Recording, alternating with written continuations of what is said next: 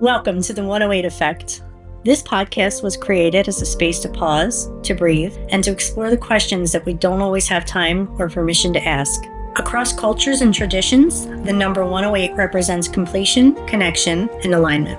It reminds us that there is a rhythm to life, something both practical and mysterious, that links who we are with something greater. Here, we gather to talk openly about consciousness, intuition, life, death, and the moments that quietly change us. Through honest conversation and shared experience, we explore what it means to trust ourselves, to listen inward, and to live with greater awareness. If you've ever felt a pull towards something deeper, or wondered if there's more to this human experience than what we see on the surface, you're in the right place. So take a deep breath, settle in, and join us as we begin this journey together.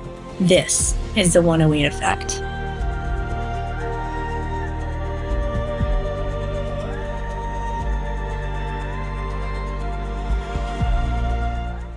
Hello, everyone, and welcome to the very first episode of the 108 Effect. This has been a long time coming. We've been talking about doing this podcast and just trying to,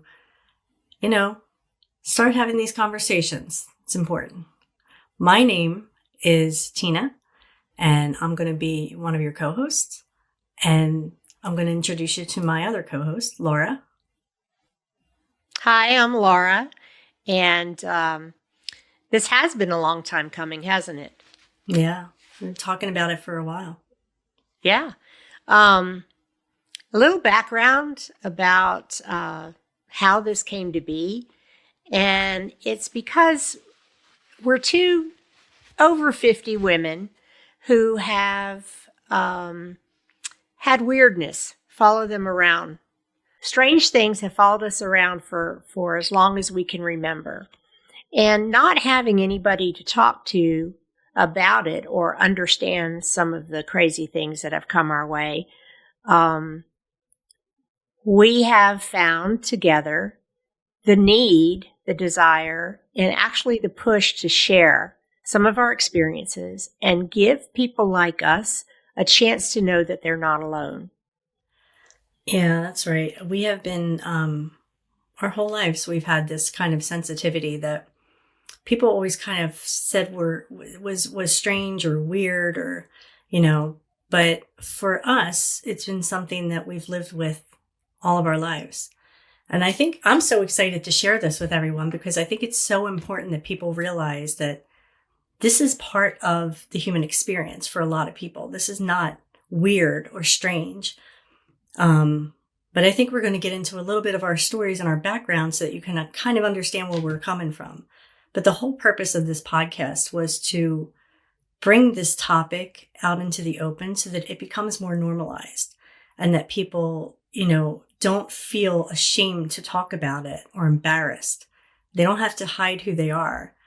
And I think for me, that's the biggest reason I want to do this is so that I can speak my truth, which I have not done for, most of my life. My close friends and family obviously know about my,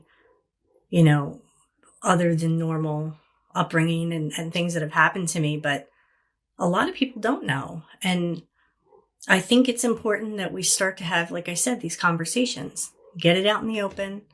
And, we want to build a community where people can come here and have these conversations with us and not feel judged. It's a camaraderie. It's us coming together.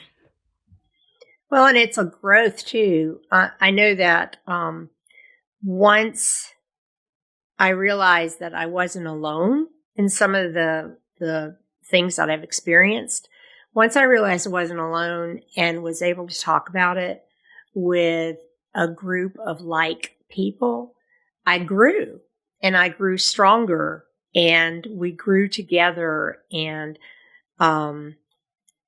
just a little background in how Tina and I met. We are from two different parts of the country. She is from up north in the New England states, and I'm a Southern girl. And growing up, I've always been interested in the paranormal. So it just kind of became not just an obsession, but a deep interest. And I was pulled towards it because of the things that happened to me and seeking out answers. And we actually met at a conference.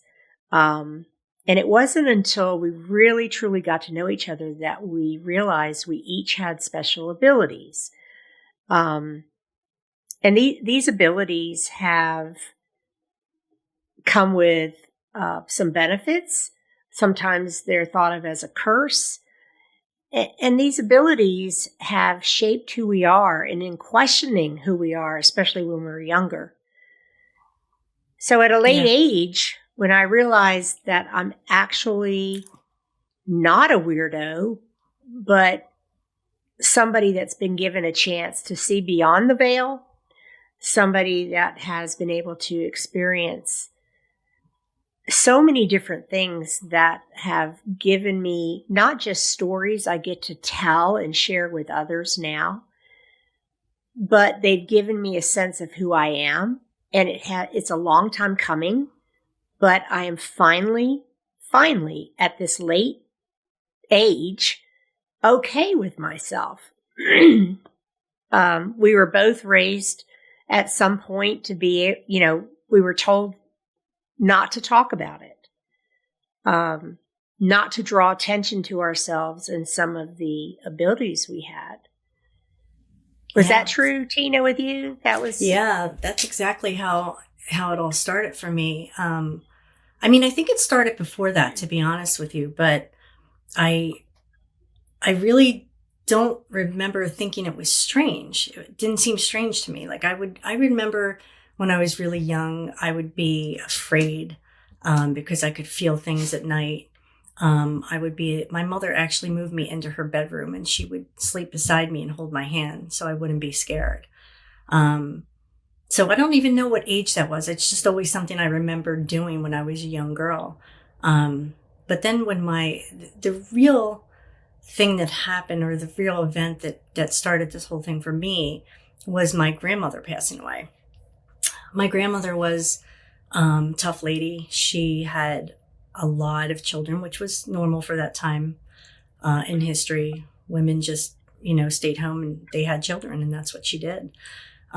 So when she was older, she was a little crotchety, and I wasn't, super, I don't want to say I wasn't fond of her, but she scared me a little bit. But she bought me a cookie every time she came in, so she kind of buttered me up that way. But it was interesting because the night she passed away, I was a young girl, and I remember being in my room, and I remember her coming to me and telling me that that she had passed away. And as I looked at her, and she had these huge wings and behind her, and it was the weirdest thing. Like, now that I think about it as a grown woman, because she was in her normal clothes that I would have identified her in. And I remember distinctly, she was like kind of like hanging almost with the wings behind her. And I could see her sneakers, which was pretty funny to me because she had those little white Bobo sneakers that you would get at like the cheap stores. What was that store called when we were younger? The shoe store that we would go to. It's no longer in business now, but Payless. Payless, yeah, Payless. So she would get those little white Bobos at Payless, and she had those on. So she looked exactly as I would have seen her in life, with the wings. And that's why I said, what happened? And she said, I passed away. She said, but I came to say goodbye. And she goes, I want you to know I'm okay. And I said, okay. She said, don't worry, in the morning, when your mom wakes up, let her know. I said, okay. And then that was it. I went to sleep. Now, whether I was sleeping already and I had this as a vision or a dream, to me, I remember the whole vision. So it's hard for me to say where I was in that in-between state, or if I was actually sleeping. I'm not really sure. But the next morning I woke up and went downstairs, and all my aunts, everybody was there. And my mom was sitting at the kitchen table and she was crying. And she said, sit down, I want to tell you something. And I said, oh, I already know. And she looked around because I had just come down, so she knew nobody had said anything yet. And she said, what do you mean? What do you know? And I said, well, Grandma came to see me last night. I said, I know she passed away. And with that, everybody in the room just, they said, they just inhaled and they all looked at me. And my mom just stared at me for a second and she said, "Oh," she said, that's okay."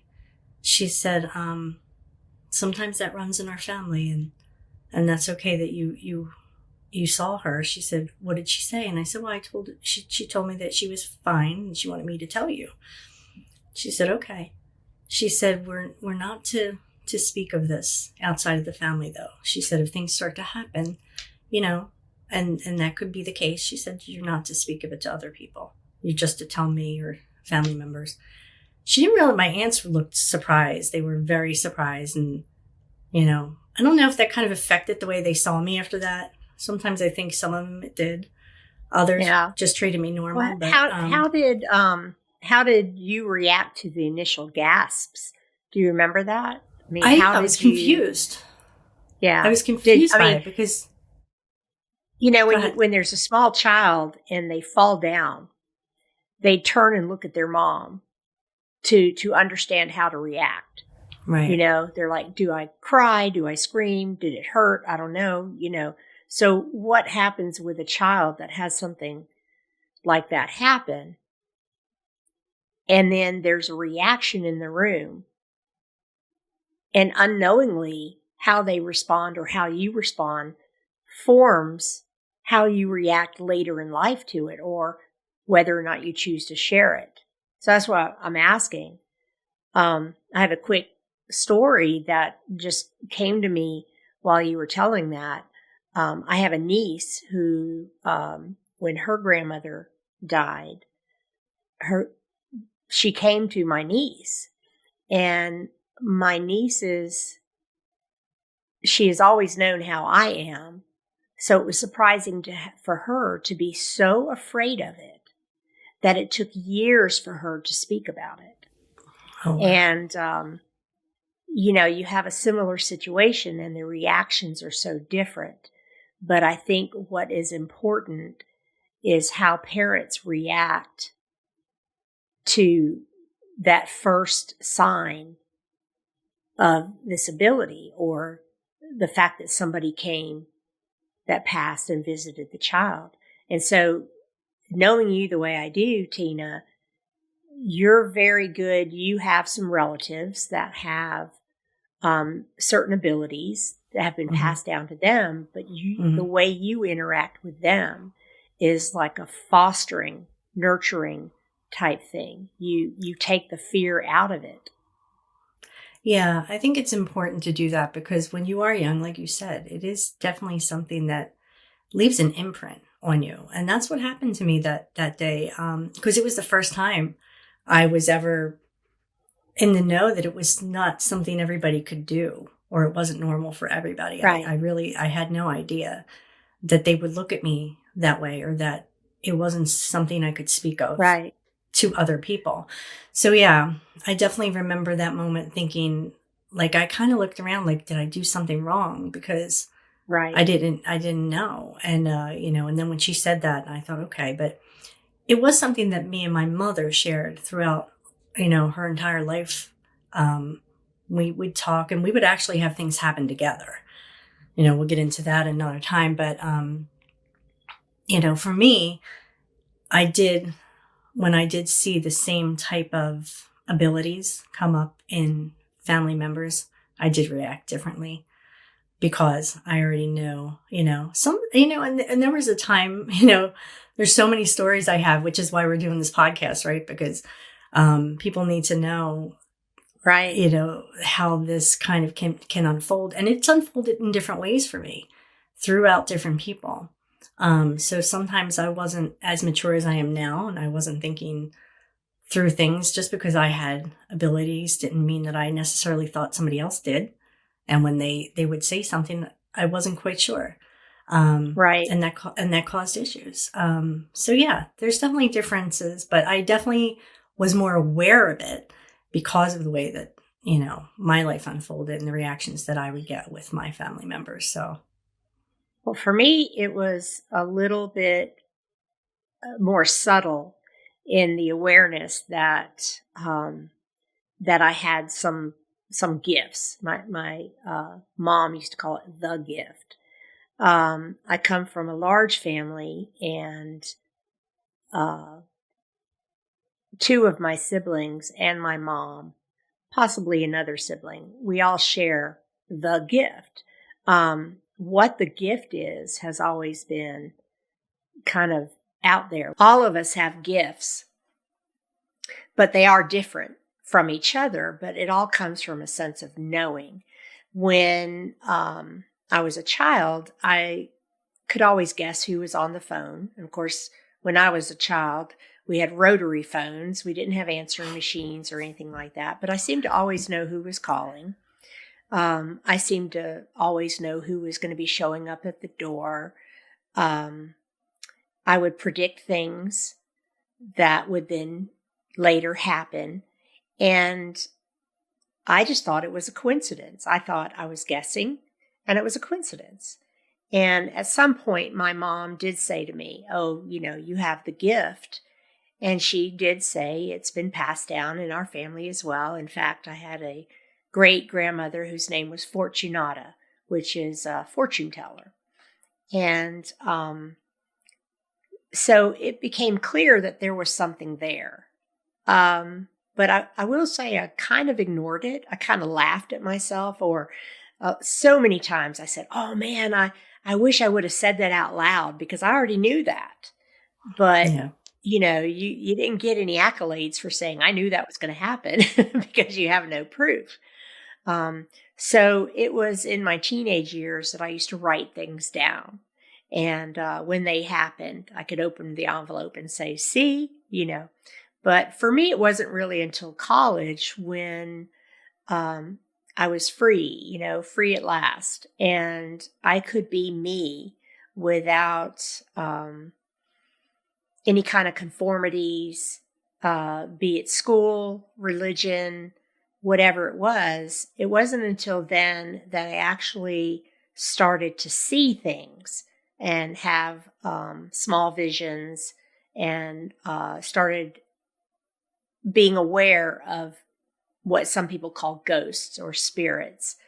And that was the beginning of this need to find out why me, because it was in college that I realized not everybody had the abilities. I do wish now that in high school, at least I could have found others like me. And I know, Tina, you had a friend in your, I can't remember if it was your junior high years, your high school years, where you could actually talk telepathically. Yeah, so that was my early teens. We were very close. She's still my best friend, actually. And we would hang out every weekend together. We were inseparable. She was about 2 years older than me. I was 13ish. She was 15. But she was very motherly towards me, and I always felt very safe with her. She was a wild child, and I was the good girl. Although I'm not sure my family would agree with that, my brother and sister, No, but I was. That didn't last long, did it? Yeah. Yeah. It was funny because I was just a kid, and I was, I guess not immature, but I was naive. I was naive to the ways of the world, and Amy wasn't. She was more worldly, and she really liked boys a lot, and she was always out there and about, and she did not let them really come too close to me, though. She really just was very motherly, like I said. And but we got so close. She would live at my house for literally the entire summer, every summer, and on the weekends, every weekend. So we ended up moving, and she would come with us even then. So at certain points during our childhood, we could look at each other, and I could read her mind, and she could read mine. I could answer her, and it was just telepathic communication. I didn't really see anything.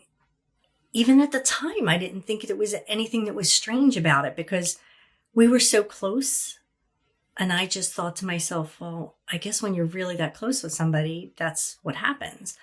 And we talk about it even now because, over the years, we've grown apart. She has her life. She doesn't live too close to me, and I have my life. We talk all the time, but that telepathic communication is no longer something that we share. But I never forgot it, and she's the only person I've ever been able to do it with, and it was a good portion of our teenage years that we could do that. We would go to parties, and I remember I was at a party one time, and I thought, I just don't want to be here anymore. I want to get out of here. So I looked across the room and I said, "You want to get out of here?" In my mind, telepathically, and she said, "Yeah, let's go." And then she made an excuse and we walked out the door, and we just giggled as we walked. It wasn't anything that was abnormal for us. It was very, very common. And so that's how we communicated when we were in a position where we didn't want to actually say the words, but we wanted to get our point across to each other. Crazy, right? I mean, that, even though I've kind of witnessed some pretty bizarre things, I just think that's so cool. I had a very similar situation with telepathy, but much, much later in my life. I remember. But I was just story. thinking, this is really good. You got to tell that story. You want me to tell it? Yeah, I want you to tell it. Yeah. So I want to say, gosh, this was 2000, the year 2000 maybe, and I'm laying in bed and my husband's asleep right next to me. It's early morning and something just like sticks into my back like a needle, And I thought something bit me. So, I kind of sat up a minute, put my hand back there reaching for it, and there was nothing. Laid back down, happened again. And so this time, I'm waking up my husband, and I said, "Will you look at my back? I think something bit me." And so he does. He goes, "I don't see anything," and he falls back asleep. And at that very moment, my grandfather, who I was always very close to, all of a sudden his face was it was a vision. I don't know how to explain it, but I could just see, I was so close to his face, and I could see every crevice, every, pore. I could see the crystalline of the water in his eyes. And I was scared. And knowing that my mother often got visitations from people who passed away, I just automatically assumed that's what had happened. And so telepathically, I was like, where are you? And he goes, "Oh, you wouldn't believe it, Laura. It's so beautiful. So beautiful here. I wish you were here." And I'm like, are you okay? And he kind of repeated the same thing again. And he said it was so, so beautiful. And the colors were vibrant. And I'm like, oh my God, he's in heaven. And then poof, he was gone. And I literally laid there for a minute going, what the hell? Yeah. And so I tried to see my grandmother's face, who was still alive, and I wanted to see her that way, but I couldn't. Seeing him that way, it was surreal. It was like better than any quality television that you see now. It was amazing. Isn't that incredible? I was so afraid he died that I told my husband about it right away.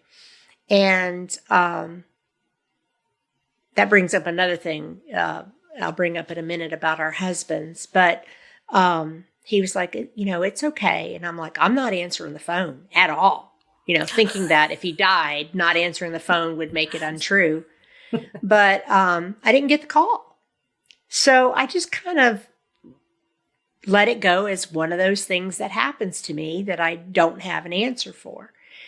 So fast forward several months, circumstances led my grandparents to move in with us. And we were told right away that my grandfather would have only a few months to live. And he and I were talking one day about death, and it was his idea. He said, "When I die, let you and me come up with a way that it's me." And so we came up with a phrase that I have not ever repeated to anybody other than my husband. And the great thing is I've heard it numerous times, and it's not something people just say. It's unusual. And in fact, the first time I heard it was we were leaving my grandfather's funeral, and my grandmother said it in the car, and No my husband and way. I looked at each other. We're like, So anyway, we're talking. So wait. I want to revisit that because okay, so you've heard that several times. Yes. So each time, was there a reason, a reminder of him? Was there something going on that you thought of him? Or most of the time, it came out of the blue. It was just like really weird. okay. Like my grandmother on that day, she just said it, and that's not a coincidence. Well, what's so weird? It's really weird that she said it on that day. It makes no sense that she said it on that day. So I'm talking to my grandfather, and I asked him, I said, "Are you afraid to die?" And he says, "No, you just get tired, and you're ready." And he says, "You were my favorite out of all of his grandchildren." He goes, "You were my favorite." "Ah, come on, all shucks," did the whole thing. Goes, "No, really, you were." He goes, "I talk to you all the time." And I'm like, "Of course you do. We talk a lot." He goes, "No, I talk to you. And one time you answered me." And I'm like, I was so confused. And he said that it was the middle of the summer, and they were getting ready to sell their house. And they had just had the landscaping completely done. And he was outside admiring it. And he said to me that it was beautiful, that he wished I was there to see it, that it was just absolutely beautiful, et cetera, et cetera. And he said he heard my voice. And of course, everything he was saying was what had been said. And I'm thinking this happened in July of that summer when it happened to me. I started shaking because what he was telling me was word for what I heard him say that morning. Incredible. And I said, "Well, Grandpa, are you sure you heard my voice? It wasn't just a voice in your head?" He goes, "It was a woman's voice." Like I was, duh, Yeah. And I was like, okay. And years later, that always stuck with me because it had never happened before. And years later, I sought out somebody who was fairly an expert in this. And I sought him out and I said, "Can I spend some time with you and tell you this story?" And I told him, and he says, "So what's bothering you about it?" And I said, "Well, the insignificance." He goes, "What do you mean?" I said, "Well, he was talking about his yard. There wasn't a aha moment in the conversation. There wasn't anything fantastical about what he was saying to me. There was not great advice coming from, him." And this man that I sought out looked at me and he goes, "Well, you're still talking about it, aren't you?" I was like, God, is so right, because it was still profound, but I was looking for something a little bit deeper in meaning and missing the whole fact that the incident itself was what was profound. Exactly. That's definitely the case with that. I mean, I've heard you tell that story a couple of times, and it still gives me the chills every time I hear it. It's incredible. And there's a lot of talk about telepathy and collective consciousness, and all things paranormal or metaphysical. There's all this talk right now, and there's a lot of talk about an awakening. And you and I have talked a lot about this. Mm-hmm. And one of the things that I've learned, and let me just tell the audience, if you're listening in, let me just tell you this, is one of the things that I've always been jealous about when it comes to Tina is that she's years younger than me. And there are times that I felt like she was so far ahead in realizing her skills and working on her skills and understanding who she was.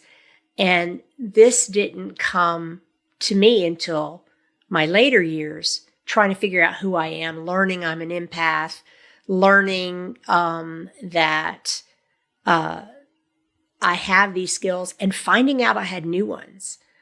But I can remember a time in my life when it was a secret that I shared. Like if I talked to somebody and became close to somebody, it was something that was always deep inside of me that I would find myself saying, should I tell them my secret?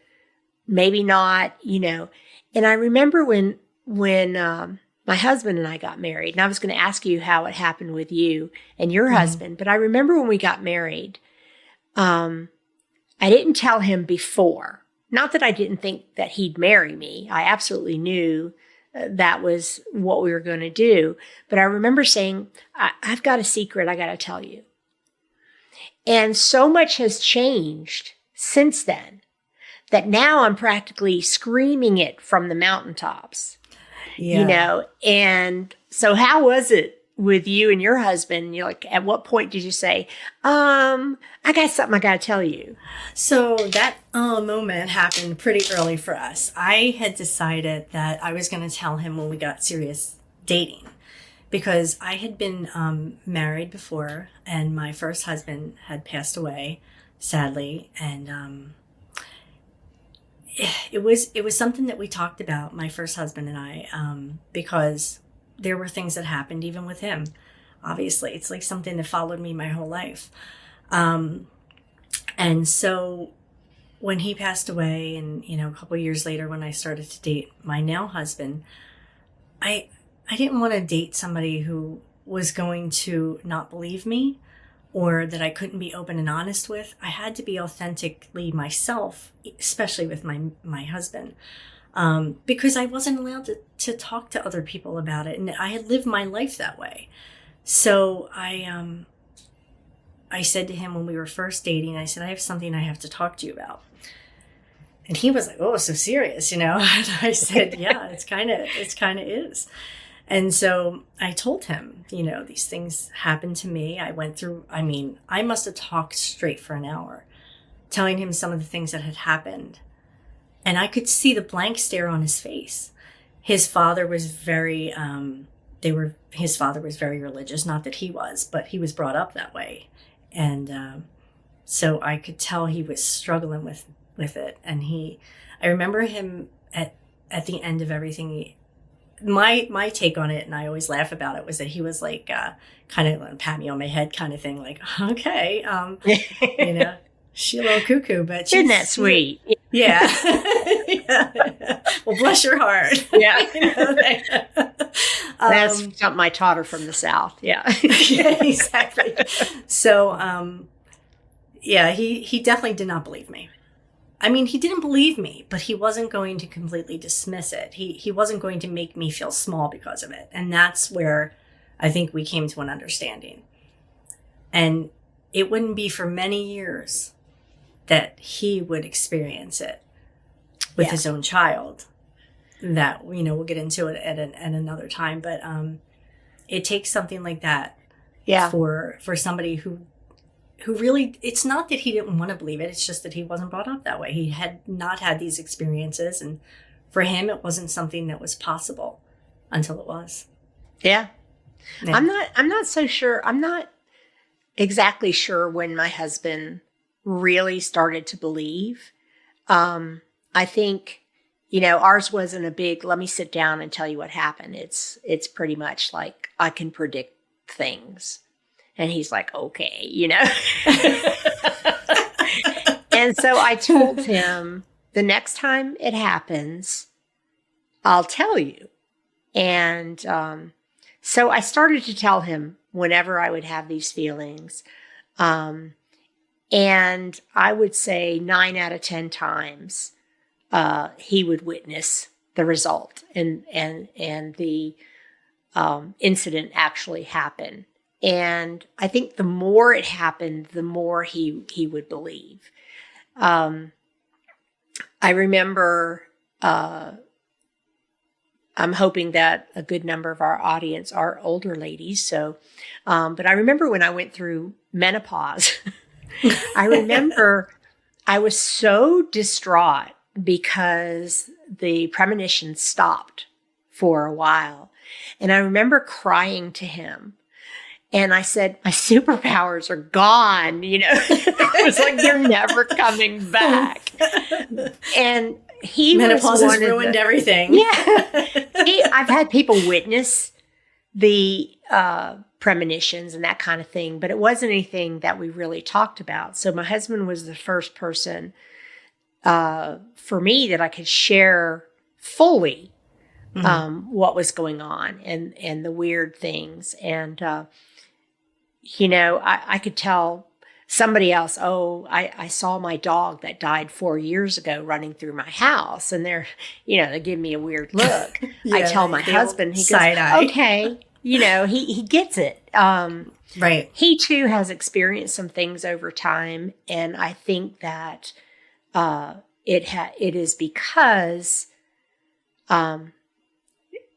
through me and through my experiences, his own mind has opened up and he's become more interested.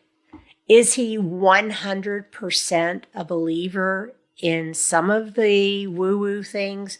No, he remains a skeptic, which I think is very good. But I believe with my heart that he 100% believes everything that I experience. He's witnessed so many, and he's witnessed me struggle with it from being a secret and not understanding it to the growth I've gone through in the last 6 years. And I think that, there was something that happened between me and you in the last year that I think speaks a lot to what this podcast is all about. And that was, I called you one morning and I said, oh God, I had a vision. And you said, okay, spill it. What is it? I'm excited. Yeah. What is it? And I said that it was so weird that all I saw in my mind's eye, my third eye, was the Ace of Diamonds playing card. Oh my gosh, yeah. Yeah. Oh, yeah. And so you immediately, and you could tell your side of the story because it meant nothing to me. I'm like, why am I seeing the Ace of Diamonds? Just clear as day. Big, like I sometimes will go into this, but I see like a little movie screen. It wasn't even that. It was like full on vision, kind of like seeing my grandfather that one day. So I call you and what happens? So it was strange. And I'm trying to remember exactly what happened because this stuff happens so much now that it's normal for us. I know it involved Eric or my husband. The night before, he was trying to show you a card trick. Oh, that's what it was. And he pulled, and it was the Ace of Diamonds. And then I remember that morning thinking, was that the Ace of Diamonds? So I texted him to ask him, just can I ask you a question? I didn't want to tell him. Right. So I said, what was the card that you pulled out last night? I said, because I'm, having a discussion with Laura and I just want to know what the card was. And he said, the Ace of Diamonds. Almost fell off my chair. Yeah, and for the listeners out there, she actually she texted him, and because he was at work, and so next thing I know, I get a. She was pretty sure it was Ace of Diamonds, but she needed to make sure, so she texted him, and she shows me a screenshot of his reply, and there it is, Ace of Diamonds. Yep, and that's right. That might be when you're talking about one coincidence or one synchronicity. That's one thing, but when you talk about the large number, the ongoing coincidences, the ongoing situations that you're like, are you kidding me? That happens a lot with me and Tina, but it happens a lot in my own daily life as much as hers. And this brings us to why we named this podcast the 108 Effect. Yeah, we're both kind of laughing because, we went through a lot of different names and stuff trying to describe this overall paranormal woo woo weirdo, ghosts and spirits and dead people and coincidences, premonitions, it just goes on and on. And, how do what one thing encompasses all of that? Right. And the journey that Tina and I have been on, and we actually have a group of friends that have made the commitment to work on our own skills together as a group, to talk more, to experiment, to try different things, to see how far we can push our own intuitive skills. And through that, each of us have found skills we didn't know we had. And that's been amazing. So, Tina, you want to talk a little bit about the 108 effect? So, yeah, I think I'll get into that, and then I'll let you tell some of your stories too. But for me, it's been really strange. The 108 effect has been something that runs in my family. Obviously, we talked about that a little while ago, but it's not just that. It's actually the number 108 that runs in my family. Today, and again, this was not really planned. Right. We had decided to do the podcast after the holidays were over, and we decided that was the day we were going to start, and it just happened to be January 8th. Yeah. So today is January 8th.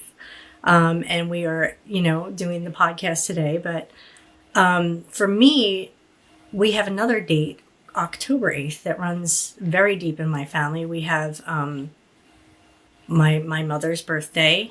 My great-grandmother passed away. My grandmother passed away on October 8th. We've had marriages. Only one was actually intentionally done on October 8th. The other one was not. Because my mother was already alive and my brother decided to have his wedding on that day. He's a suck up. But his son was born, was I think about 8 weeks premature on October 8th. So we've had births and deaths and all sorts of things on that date. And it's fascinating to me that we didn't even recognize it for the longest time. We had no idea that this was a thing, right? So when we realized it was a thing was my first, as I mentioned earlier, my first husband had passed away. And my mother and my first husband were fairly close. And my mother also had this disability, which is probably why she was so kind to me when I started to exhibit these abilities myself. But she told me, she had given me a call one day and she said, Tim came to me. And I said, okay. And she said, he wants you to know that you need to look for 108. And I was like, Mom, I have no idea what you're talking about. And she said, I don't know either, but I'm telling you, he told me to tell you that. And at the time I was looking for a house. He had passed away. I wanted to move out of the house because I needed to get away from all the memories and I wanted to start fresh with the kids. And the neighborhood was already not exactly what I wanted it to be. So I had been looking for a house. And again, synchronicity, like everything else, right? I had looked for a house for a long time. Like I had been looking for, I'd started this process before my first husband passed away. And, so I had been looking for a couple of months. And on this specific weekend, what happened was I went and I looked at about 5 or 6 houses in the neighborhood that I was trying to get into. And I didn't like any of them. So I decided to drive around myself. And so I was driving around and I saw the house that I currently live in. And I thought, I like that house. Let me call, And this was, it was a long time ago. This was before the times when, I had no idea that when I dialed the phone number to, get some information on the house, that they would be able to call me back. No idea. So on this recording, it tells you the price of the house. And I thought, oh, well, that's not going to happen because it's outside my price range. So I never left any information. I hung up. So I was shopping the next day and my phone rings, my cell phone rings, and I answer it. This was before the days of all these spam calls. So you answered when somebody called your cell phone, right? We're old. We're old, really old. Yeah. That menopause thing, I've been through it too. So I answer the phone and there's a gentleman on the other line, a realtor, and he says, you called about this house. And I said, what? Like, are you kidding me? Like, how did you get my number? He's like, oh, well, we can tell now. And I thought, oh my goodness. And I said, well, thanks for calling me, but I can't afford that house. I got to go. He says, wait a second. He says, just wait a second. And he starts to, talk to me and he says, just come meet the people, come see the house. He's like, I'm sure we could try to work something out. I was like, well, you're going to have to work something out really great because that house is like $15,000 over what I can spend. You know what I mean? Yeah. And so anyway, this all happened the weekend before my mom even said anything to me.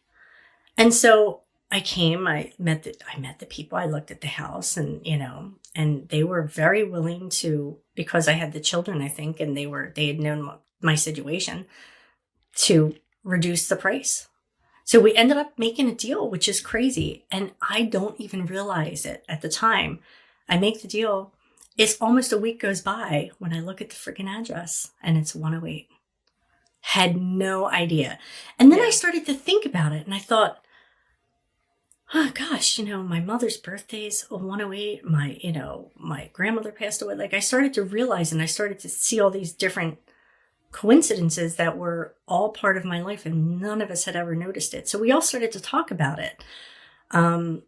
It's just a fascinating thing that this 108 thing has always followed me my whole life. Yeah. And even when I'm not aware of it, it's very much entrenched in everything I do and say.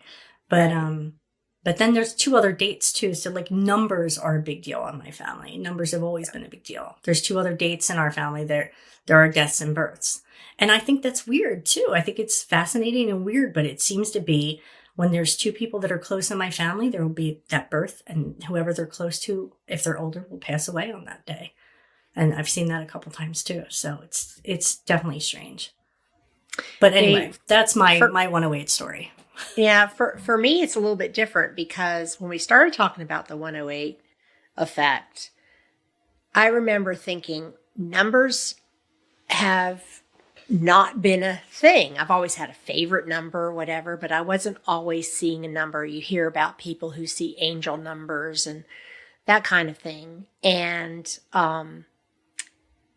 you know this, Tina, but recently, within the last, 2-3 years, I started seeing numbers and symbols and, geometric shapes, mathematical equations that I'm still trying to process. And you should tell everyone that you're not a math girl.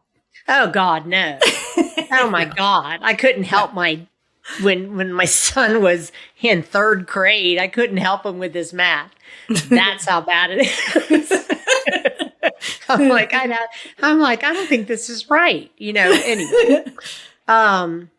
But learning about it, just the phenomenon that is 108 effect, it does encompass all these things that include connection and completeness and truth and collective consciousness and touching upon each other and synchronicities and just all these things. And I didn't realize until I knew about Tina's penchant for these numbers and having them appear in her life all along, but I never knew what to call what was happening to me because it was so broad. You had straight up paranormal as far as ghosts and spirits and God forbid I actually told people that I could hear voices. That was like, don't ever say that. But that's something that's always happened with me. Mm-hmm. But when you put it under the umbrella of the 108 effect, it makes sense. it is seeing beyond what's actually right there in front of you. It is experiencing things like this, like togetherness, connectivity, sharing, phenomenon. It's all these things bundled into one. I mean, there was a brief period of time I'm like, am I a descendant of a witch? That still Well, falls Fortunata. underneath this whole thing. Yeah, Yeah. so Yeah. of course, I think she was a gypsy, but Close enough. But I've learned since then, the gypsies were keepers of the medicine. So that's a whole other episode. But the idea that, the way, if you want to look at or even take the time to look up what the 108 effect is, if you're talking about just the numbers, you'll see that the number 1 represents truth and the 0 represents wholeness or completeness, and then the 8 is symbolic of the of infinity, of the infinity symbol. So it's a journey into your own soul, and that's become a part of who I am in the last 6 years. And it's almost been a year that we started channeling. And that's insane. Yeah, in the channeling that I thought I could never do. But in the channeling, both Tina and I, Tina, we've been told over and over and over, share. Share. Yep. And, there's a joke in my neighborhood. There's a woman who truly believes I'm a witch. I'm Satan's spawn because I'm messing with things that should not be touched, and that I thought, well, I don't care anymore. You just get to a point you just don't care. But it's more than that. It's not that I don't care. It's that I'm embracing who I am.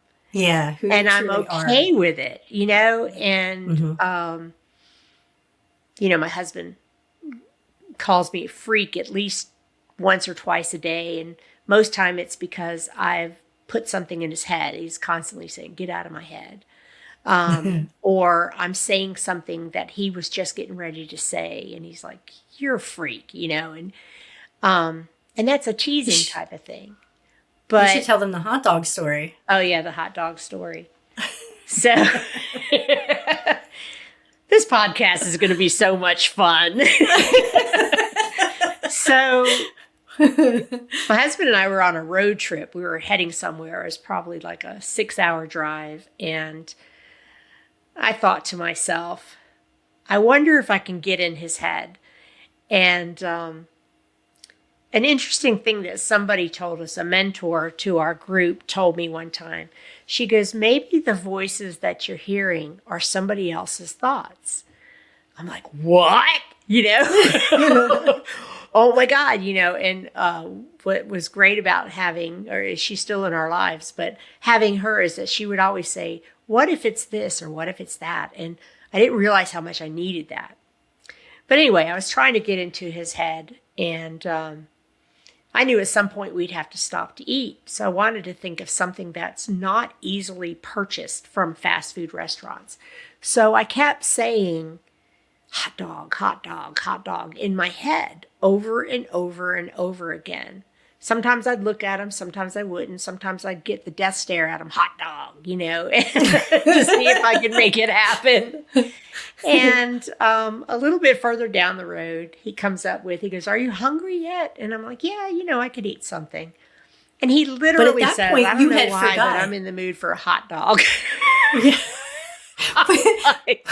But first of all, you have to tell them that first of all, that's not, you had forgotten that you had even done that. Oh yeah. Hours had gone by. Yeah. And then he doesn't eat hot dogs. No, it's not. I never once that I can remember gone to a fast food place and said, I'll take a hot dog. You know, Right. we joke about the gas stations with their hot dogs, but ooh, it's just nasty. We have a friend Yeah. who lives and dies by those. He says the longer they've been in that rotating bin, the better they are, you know. But this wasn't, we were going to stop at a gas station for lunch. So for him to say it was equally as weird. And you get to a point when you're like, well, damn, I wish I would have written it down. And so every once in a while, he doesn't know it now, but there is a word I've been putting out there every once in a while to see if I can get him to say it. And it's usually when we're in the car, when I can concentrate and try to put it there. And I'm not trying to control him or anything, but I'm working on a skill. Yeah. And Trying to see what you can do. Yeah, just seeing what we can do. Mhm. And, you know, in this process of coming into who I have always been, I'm a much happier person. Self-love has become just a part of what we've been doing and talking to each other. And in our little meetings that we have, in our discussions, it's always about it's time to share. Yeah. And yeah, I mean, it's funny because even when, you know, I'm still a paranormal investigator, and it's always funny when we do some sort of haunted tour or whatever. There's always somebody who says they don't believe. They don't believe in ghosts or spirits. Yeah. But But there was this one time. yeah, there's this one time. And then they proceed to tell me. Yeah. You know? Yeah. And, you know, there's people out there that are so afraid that it is demons, that they are demons, or that it's Satan trying to talk to us. Yeah. Just something you shouldn't be messing with. Yeah, I know for a fact my grandmother, who had passed away, had reached out to me several times. There's no question in my mind. I know that during paranormal investigations, we've had some pretty inexplainable things happen.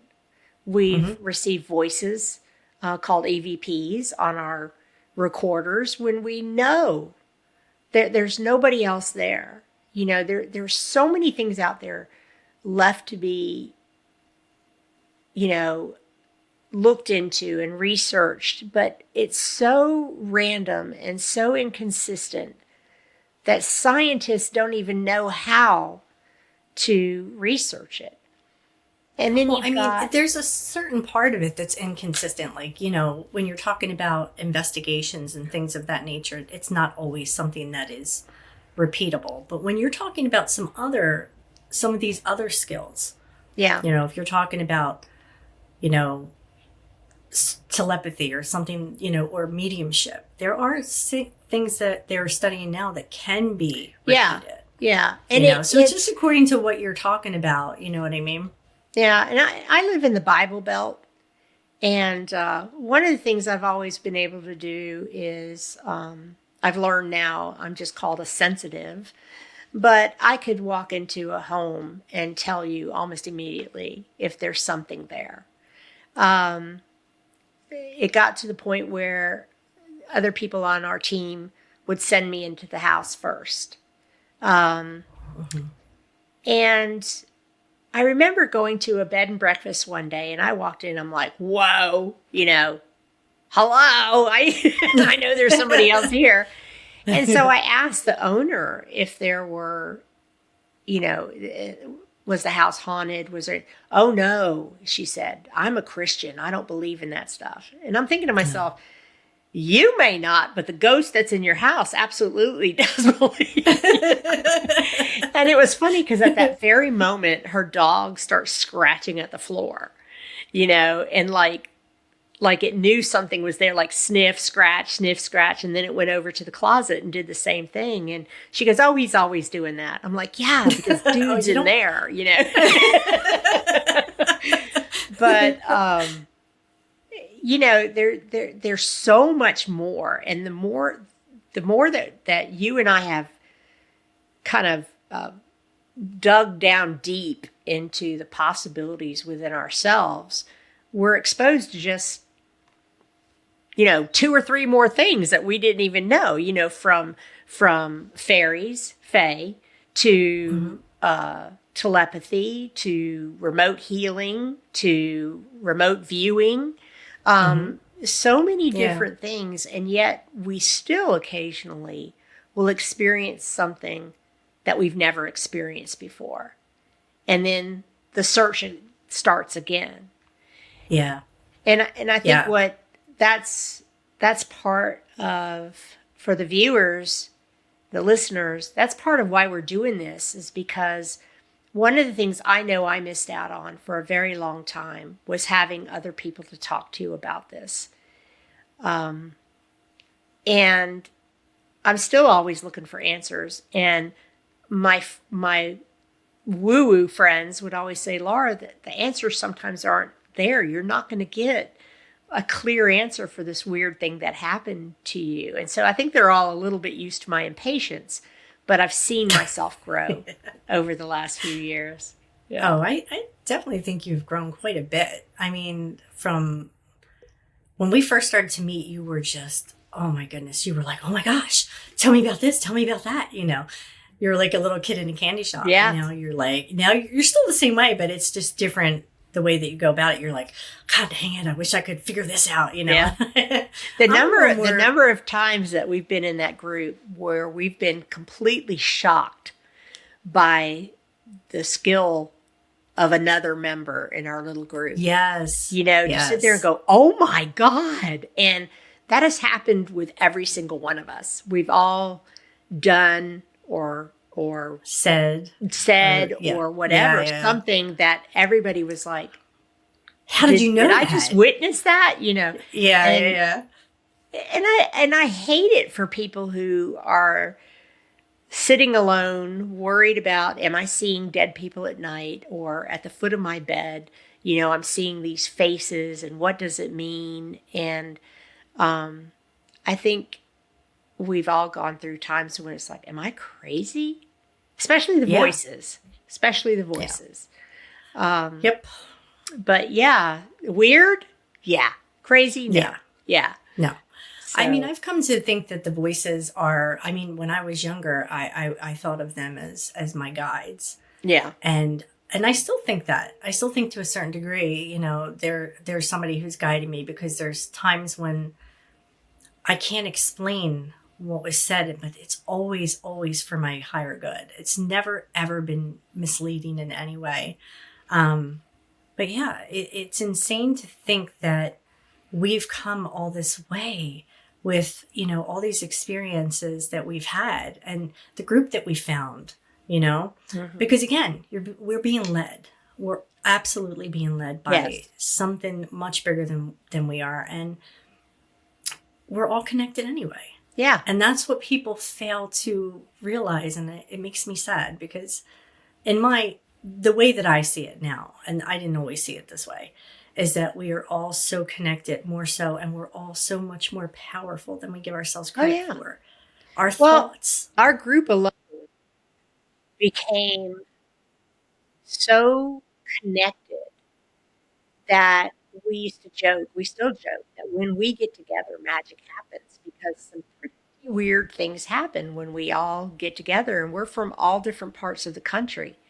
But when we get together, some very interesting things happen. And I think it's that, you know, literally we're sitting around a table, we're connected, we're all open-minded. It makes us more powerful. The energy together is definitely more powerful together when we're in the same vicinity. Absolutely. It is powerful when we meet as well. Yeah. But it's much more powerful when we are together physically, which I find fascinating. Well, so how great is it that we can help create a community like that through this podcast?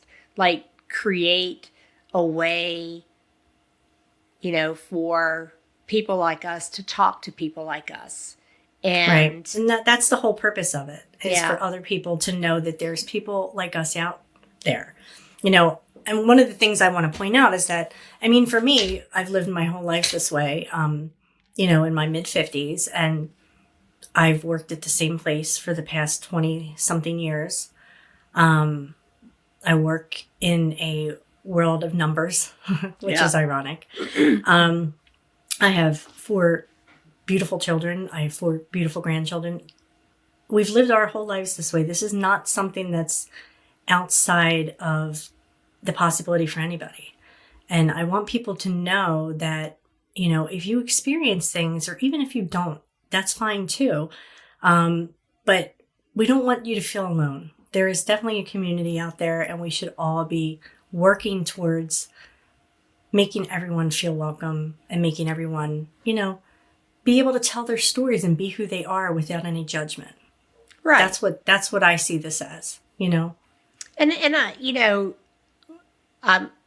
I know we'll welcome questions or others telling their stories and say, what do you think about this? Because I can't tell you how many times in our get-togethers with our woo-woo friends, it's like, has this ever happened to you? And the comfort in knowing that either yes, it has, or an open forum between us to discuss what it is, discuss how to make things happen or get answers either through guides or through meditation, all kinds of ways to kind of dig into yourself for those answers. Mm-hmm. And just an example, when I started seeing the letters and numbers, I was confused. The very first time I had a vision of a woman writing the name Mary. That was the very first time. And it was during a paranormal investigation of a private home. And I didn't understand it. It wasn't a name anybody had given us. And come to find out, it was the homeowner's mother's name. Wow. And I was like, okay. And that, I am still surprised occasionally by some of the skills. Well, after that, I constantly saw words, but by the time I could read the word was gone and a new word appeared. It was almost like I couldn't keep up, so I couldn't read the words. And it was in one of our groups where somebody said, well, just ask them to slow down. Right. And because you don't think of that stuff. Right. Not what is happening. You're like, what the hell? You're like, oh my gosh, I've seen this. But eventually I was able to start reading the words. And not only that, I have some that come through in different handwritings. And over time, I've learned who it is. Right. Which is really such a bizarre thing. I still, to this day, don't know what to do with the information. I just write them down, and sometimes it makes sense, sometimes it doesn't. But one of the really unique things that happened in our little community is that sometimes I'll get a message, and it turns out it's not for me. It's for somebody else in the group. Exactly. That's amazing. So maybe this journey that we're getting ready to go on with this podcast will grow our community. Mm-hmm. And we can come up with ideas about how to do that, how to get people on board to start sharing. And we've got lots of ideas, listeners. We've got, we'll have a website up, and we'll post that so you can see the website. And there you could submit some stories or even some questions, and we'll address them on our podcasts. Mm-hmm. But we're new to this. We're excited about this because it's like I said, you're shouting from a mountaintop, and you're just saying, this is who I am. And it's about time. It's about time that it's about time. That. It is. It is about time. And you know what? We deserve to be, and I've never been happier than I am right now in my life. And we deserve to tell our truth and to have other people hear it and for them to tell us theirs. Exactly. And not be judged or criticized or made to feel that they're doing something wrong. I think that is the hardest thing. We have one person in our group that uses tarot cards, and that is her way of communicating with her guides. She doesn't read them for anybody else. She just uses them for herself. That doesn't work for me. So we want to hear too what works for you. But she's not doing anything evil. Everything that we've ever received, every message that we've all received, we can all agree it has been with some sort of love. Yeah.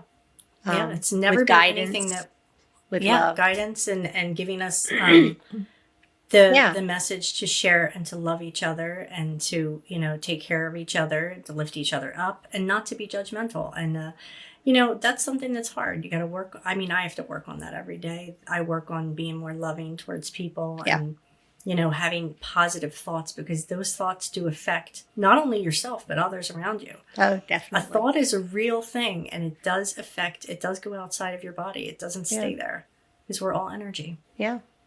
So if you have enjoyed like just listening to the conversation, listen in. We'll keep doing this. We just like talking to each other. The only difference now is that, we're recording it. A lot of times we're on a Zoom going, oh my God, guess what happened to me this week? Yeah. And I think so there'll it be is. some of that coming up. Yeah, so it is an ongoing thing. It's for me daily. I was talking to Tina just yesterday about how I hadn't had a vision in a while. A few weeks, which is but I haven't even told her yet. I had one this morning. I haven't even no! talked Did you? to.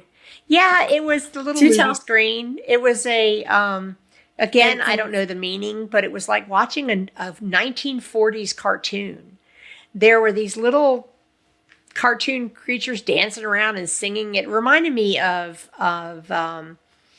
do you remember the old the very first Mickey Mouse movies where everybody's just kind of, they walk like this and everything? It was all like that. And I'm like, why am I seeing this? And at some point, I guess it'll make sense to me.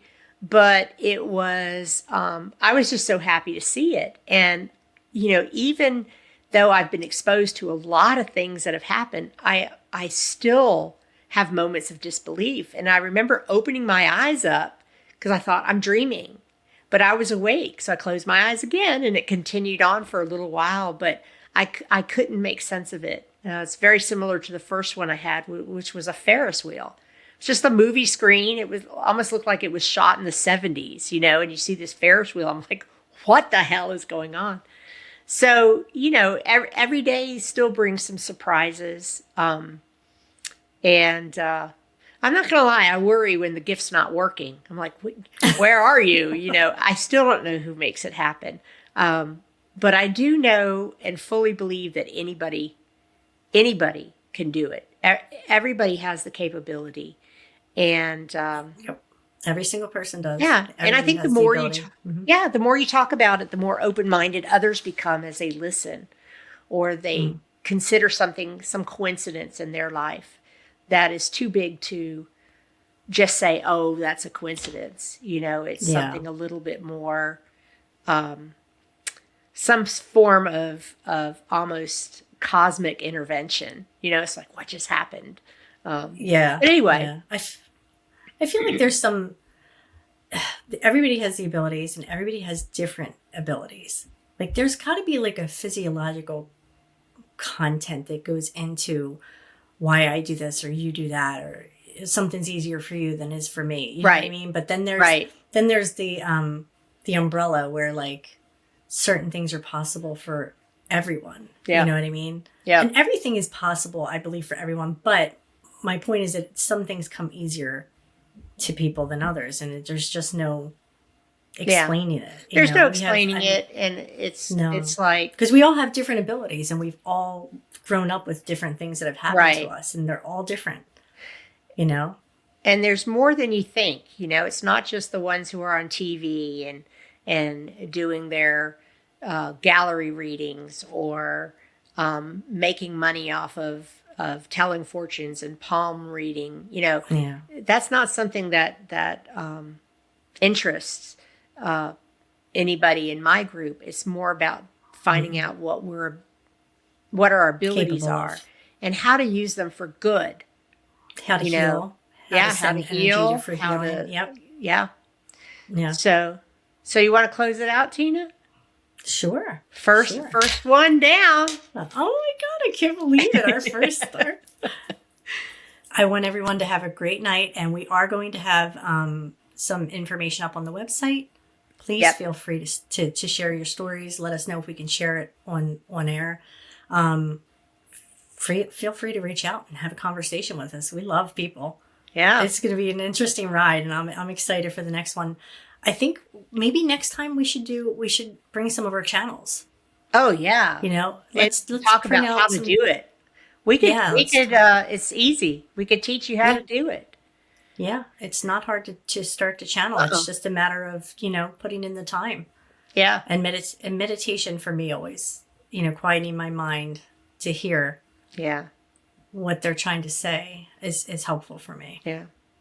So, well, to the listeners, stay weird and know it's okay to be so. And until next time. This is the 108 Effect, signing off. Bye, guys.